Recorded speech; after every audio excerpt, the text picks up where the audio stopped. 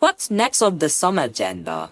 Well, you know the sine and cosine addition formulas. Of course! For sine, it's sine alpha cos beta plus cos alpha sine beta. And for cos, it's cos alpha cos beta minus sine alpha sine beta. Well, today's question is this. How do we prove these things? That sounds relatively simple compared to the last question. Well, for those who want to know why it works instead of just knowing that it works, welcome to Summer of Maths Exposition, or...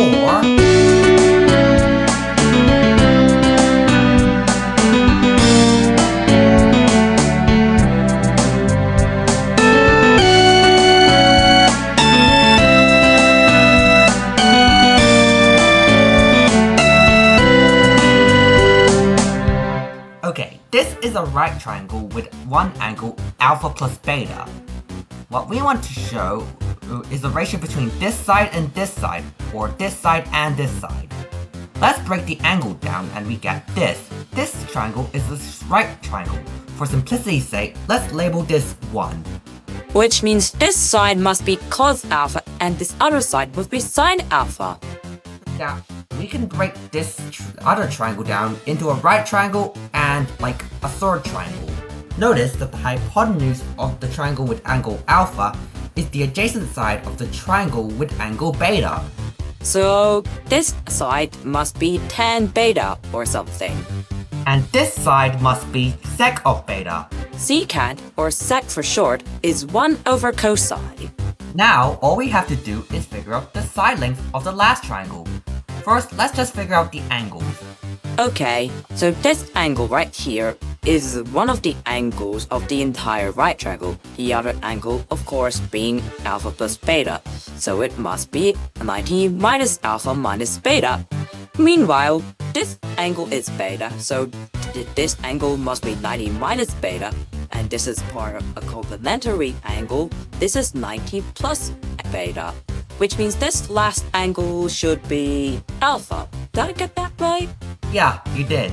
So now, since we have the angles of the triangle and at least one side length, we can use something that I like to call the sine formula. Basically, for any given triangle, the ratio between the side length and the sine of the opposite angle is constant.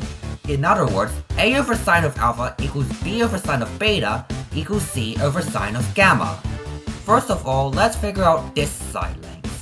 First of all, this side, which we'll label as, How about a question mark? Really? I think that feels like a cop-out. Sayo, just do it. Okay, fine, let's label it a question mark. The opposite angle of question mark is alpha, so question mark over sine of alpha equals... Well, let's use the side that we know. Tan of beta. Its opposite angle is 90 minus alpha minus beta. So we get tan beta over...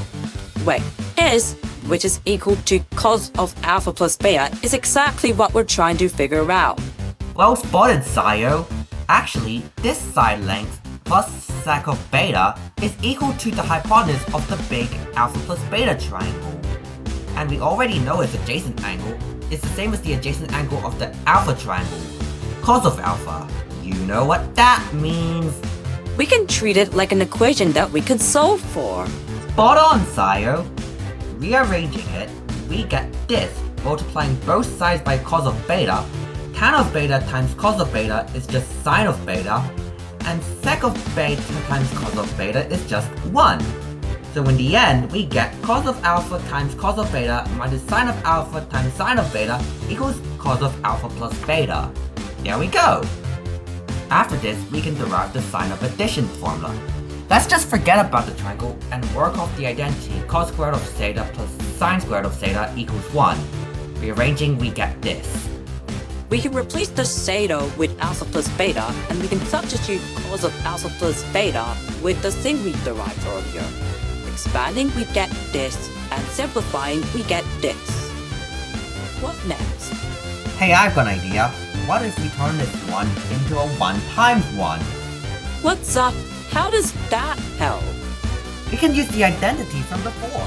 Replace the first one with cos squared alpha plus sine squared alpha, and the second one with cos squared beta plus sine squared beta. Wait, why is the text covering me? It's because there's too much math under that square root. Okay then, how about I introduce this notation? Expanding, we get this, and these two cancel out. Wait, I think I get it now. Isn't rearrange this as this? This can be written as this. And after we cancel out the square and the square root, we get the sine addition formula. Now, one more thing. How about the tan addition formula? I'll let you figure this one out. Can we? So tan is just sine over cos. We can replace the sine and cos with the formulas we just derived.